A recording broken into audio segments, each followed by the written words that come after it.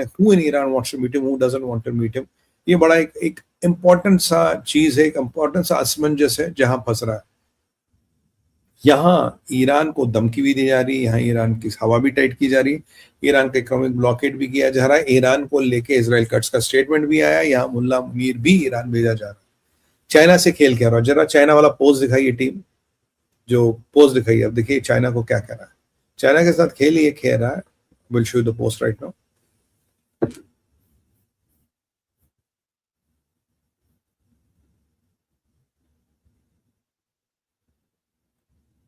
ये अभी I think we have not loaded the post yet, once the post is loaded they will show it.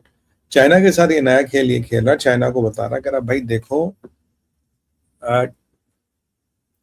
वो China को ये बता रहा है, देखो मैं तुम्हें बार बार समझा रहा हूँ कि स्ट्रेट ऑफ हॉर्मुज मैं अपने लिए नहीं तुम्हारे लिए खोल रहा हूँ, तुम्हारे लिए मैंने स्ट्रेट ऑफ हॉर्मुज खोल दी है, तुम अपना तेल पानी ले सकते हो, तुम्हारा फायदा है, मेरे से तेल पानी लो, ईरान को भूल जाओ, डॉलरों में दे। China is very happy that I am permanently opening strait of Hormuz, ठीक है जी, I am doing it for them also and the world. क्योंकि याद कीजिए चाइना के डिफेंस मिनिस्टर ने अमेरिका को थोड़ी धमकी दी थी, they have agreed not to send weapons to Iran, ठीक है जी, they have agreed not to send weapons to Iran. They have agreed not to send weapons to Iran. President Xi will give me a big fat hug when I get there in a few weeks. तो भाई हमारी बहुत तगड़ी दोस्ती हुई, but remember we are working together smartly and very well.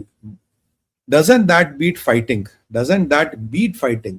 But remember we are very good at fighting if we have to, far better than anybody else. ये यहाँ पे शी जिनपिंग को धमकी भी दे रहा है, भैया जरूरत पड़ी तो हम लड़ने के लिए भी तैयार है, नहीं पड़ी तो आपकी हमारी बातचीत हो रही है, काम चल रहा है, आप बात को समझो। धन्यवाद, thank you, we can have the off the screen. तो ये शी जिनपिंग को धमकी भी दे रहा है, और लगता है कि इनमें आपको साठगांठ हुई है। चाइना के जो वेपन्स जाने थे ईरान को, जो वया पाकिस्तान जाने थे, जिसका तस्कर पाकिस्तान था, उन वेपन्स को भी लेके मुझे लगता है इनमें कुछ एग्रीमेंट हो गया है।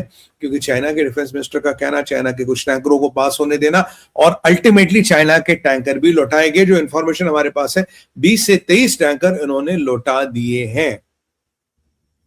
अब चाइना के साथ एक खेल खेल रहा है, ईरान को धमकी दे रहा है, यस नो, ऊपर नीचे, he is creating all kind of dissonance, he is creating as many camouflages he can. वो इतनी चीजें खोल रहा है ताकि ईरान का भी दिमाग खराब हो रहा है कि what the hell he exactly wants. यहां से ये चाइना को कह रहा है कि ठीक है, लेट्स कोऑपरेट, अगर नहीं करना पड़ेगा we are even ready to fight. The fighting is the last thing that China can do.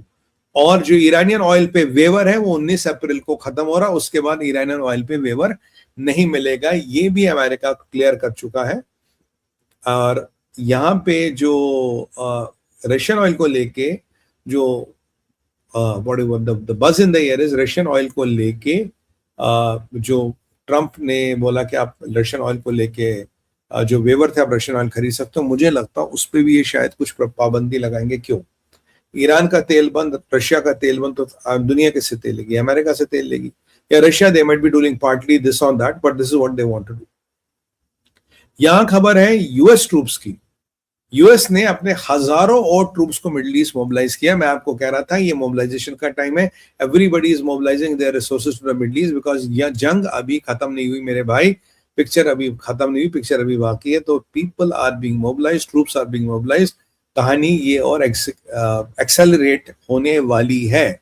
ये बिल्कुल सही आपने सुना, ट्रूप्स आर बीइंग मोबिलाइज्ड। और जो ट्रिपोली के ट्रूप्स थे वो अभी अंडर वाटर जाके at a real site, not in a test site, underwater जाके the US Marines and all were doing all kind of war drills.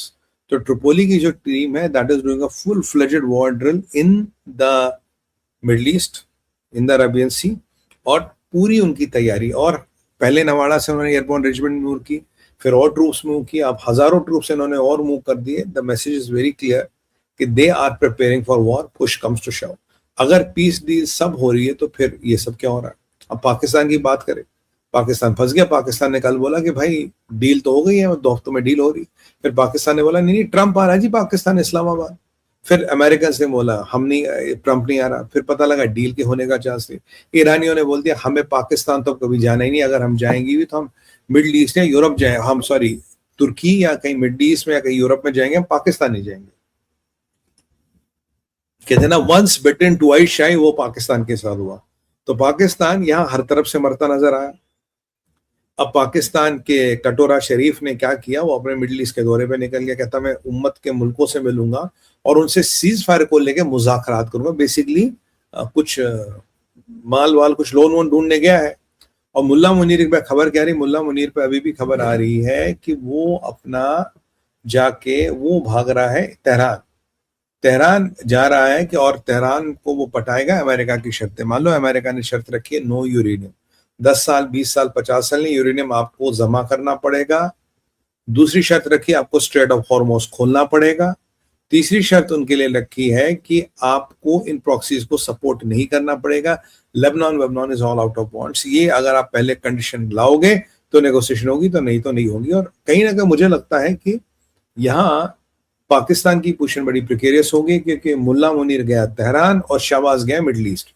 तो वो मिडिल ईस्ट के लोगों को पटाने की कोशिश करेगा, ये तेहरान को पटाने की कोशिश करेगा। आप साहब नेगोशिएशन में आप कुछ, हम हमारे यहाँ कोई जैसे ना बैंक्वेट हॉल वाला होता है ना, आप सब आप हमारे बैंक्वेट हॉल में आके शादी कीजिए, हम कुछ खा कमा लेंगे। तो पाकिस्तान उसी परिस्थिति में, उसी दिशा में जा रहा, आप हमारे यहाँ शादी वादी कीजिए, हम कुछ खा कमा लेंगे।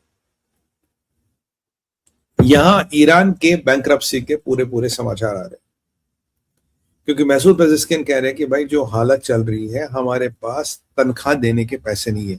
जी हाँ, आपने बिल्कुल सही सुना, मैसूद पेजेस्किन कह रहे हैं वेयर विल वी पे द सैलरीज फ्रॉम।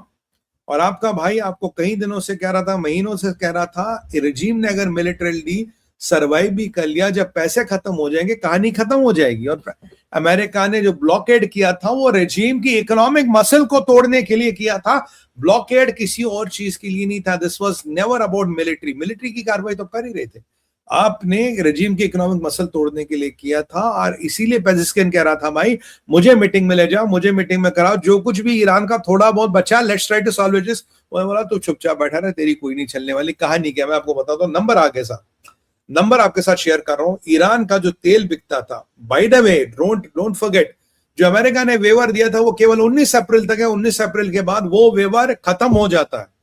ईरान का तेल बिकता था $400 मिलियन प्रतिदिन का, $400 मिलियन। और इकोनॉमी की 90 से 95% इकोनॉमी आपकी तेल पे चलती है, ठीक है साहब। 90 to 95% of economy runs on oil. दूसरा मसला क्या हुआ, $13 बिलियन का आपका तेल आएगा साल का, वो खत्म हो गया आपका।